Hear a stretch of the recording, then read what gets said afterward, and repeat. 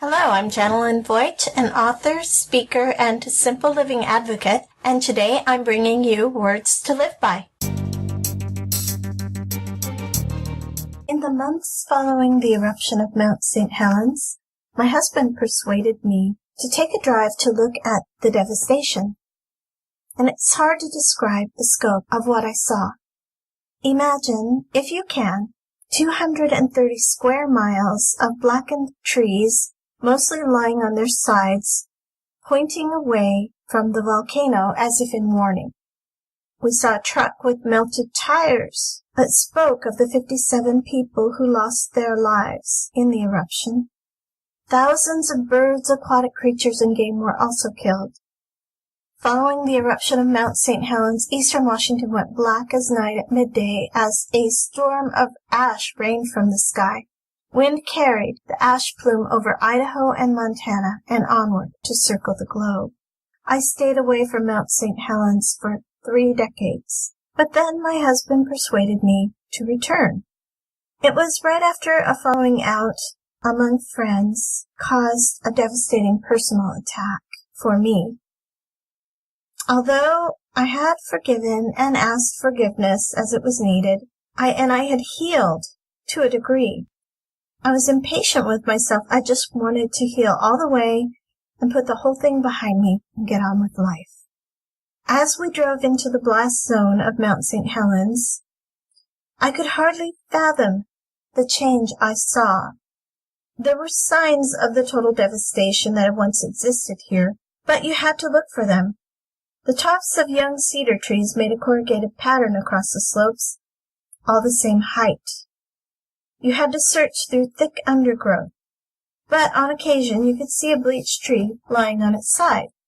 More often, though, these dead trees were invisible beneath a line of saplings as they served as nurse logs, fostering new growth. As we neared Mount St. Helens, the devastation became easier to see.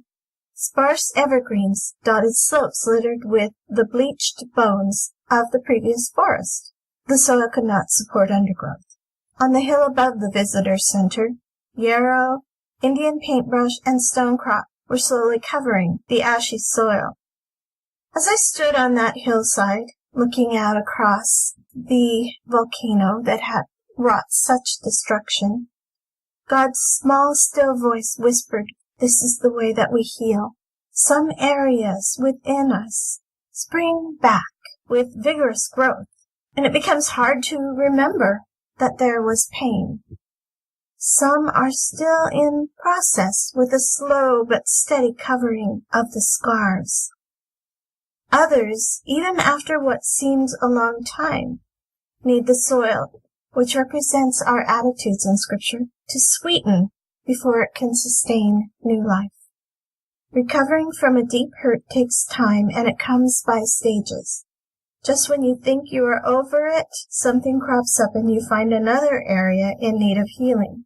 Rather than becoming frustrated by the process, we can rejoice that God never gives us more than we can bear, and that in His time, He returns beauty for ashes. Isaiah chapter 61. The Spirit of the Sovereign Lord is on me, because the Lord has anointed me to preach good news to the poor.